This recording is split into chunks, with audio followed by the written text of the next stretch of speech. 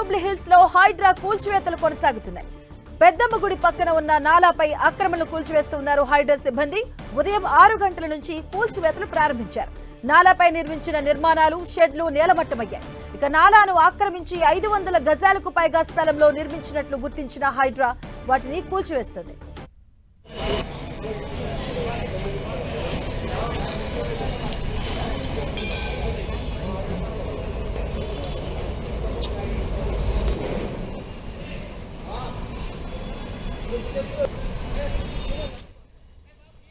ఇదే అంశానికి సంబంధించిన పూర్తి అప్డేట్స్ మా కరెస్పాండెంట్ రాముడు అందిస్తాడు. రాముడు,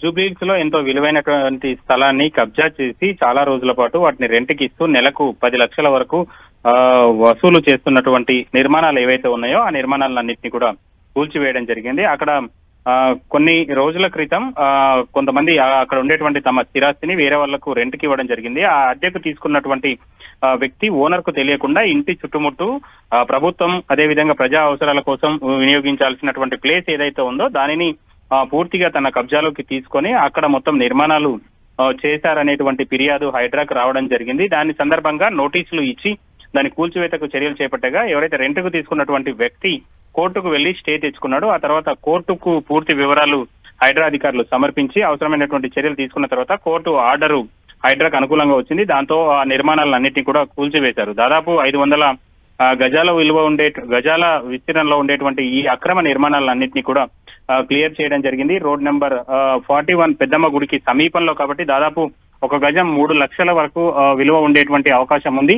దాదాపు 15 కోట్ల విలువైనటువంటి ఆస్తి ప్రభుత్వం దాన్ని సేవ్ చేసిందని చెప్పుకోవచ్చు. అయితే ముఖ్యంగా మనం చూస్తే ఇక్కడ పార్కు స్థలాన్ని అంటే పార్కుకి వెళ్ళేటువంటి ప్రధానమైనటువంటి రహదారి ఉంటుంది. ఆ రహదారిని పూర్తిగా అడ్డంకి ఏర్పాటు చేసినటువంటి నేపథ్యంలో అక్కడ ఉండేటువంటి స్థానికులు అయితే ఇబ్బంది ఎదుర్కొన్నారు. ఈ పార్కు దాదాపు 2 ఎకరాల విస్తీర్ణం వరకు ఉన్నట్టుగా అధికారులు చెప్తున్నారు. దాంతో ఇప్పుడు ఆ పార్కును మరింతగా డెవలప్ చేయడానికి లేదంటే అందులోకి పబ్లిక్ పోయి రావడానికి అవసరమైనటువంటి దారి అదంతా కూడా ఏర్పడింది. అదే విధంగా రోడ్డు నాలాకు పైకి వచ్చినటువంటి నిర్మాణాలు ఏవైతే ఉన్నాయో అవన్నీ కూడా క్లియర్ కావడంతో అక్కడ ఉండేటువంటి స్థానికులకు కొంత ఇబ్బంది తప్పేటువంటి అవకాశం ఉంది.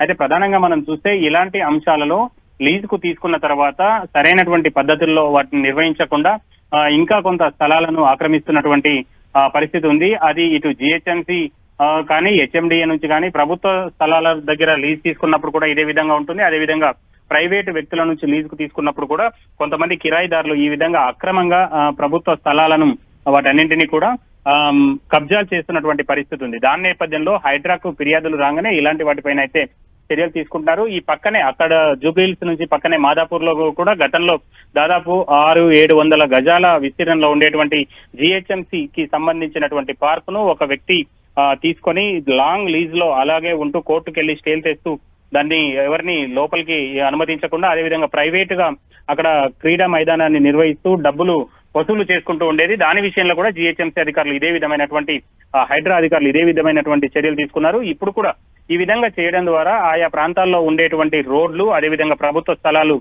క్లియర్ అవుతున్నాయి. దాంతో పాటు నాలాల విస్తరణకు కూడా కొంత అవకాశం ఏర్పడుతుంది. నాలాలు ఇలాంటి సందర్భంలో అవన్నీ కూడా బాటిల్ నెక్ గా మారిపోవడం అదేవిధంగా అక్కడికి వరద వచ్చినప్పుడు కూడా మొత్తం మల్లుకొని పక్కన ఉండేటువంటి కాలనీలో ఉండేటువంటి ఇళ్లపైకి వెళ్ళిపోతున్నటువంటి పరిస్థితి ఉంది. ఇలాంటి వాటి విషయంలో హైడ్రా కఠినంగా వ్యవహరిస్తుందని గత కొంతకాలం నుంచి హైడ్రా కమిషనర్ రంగనాథ్ చెప్తున్నారు. ఆ విధంగా ముందుకెళ్లి ఈ రోజు ఉదయమే ఈ నిర్మాణాలన్నింటినీ కూడా కూల్చివేయడం జరిగింది. Right, thank you Ram.